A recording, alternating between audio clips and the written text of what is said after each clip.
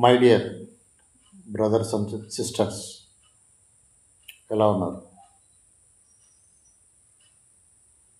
మీ జీవితంలో ఎప్పుడైనా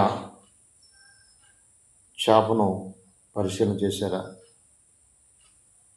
పరిశీలన చేసినప్పుడు చేపను నీవు చూసినప్పుడు నువ్వేం నేర్చుకున్నావు?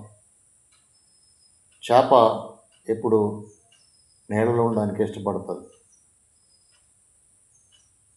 అలాగే మనిషి ఎప్పుడు కూడా దేవునిలో ఉండడానికి ఇష్టపడాలి. చేప ఒకసారి బయటకు వస్తే దాని యొక్క కథ, జీవితం ముగించబడుతుంది. అలాగే మానవుడు కూడా దేవునిలో నుంచి బయటకు వస్తే ఆ చేప వలె తన యొక్క జీవితాన్ని, తన యొక్క కథను, తన యాత్రను ముగించాల్సి వస్తుంది.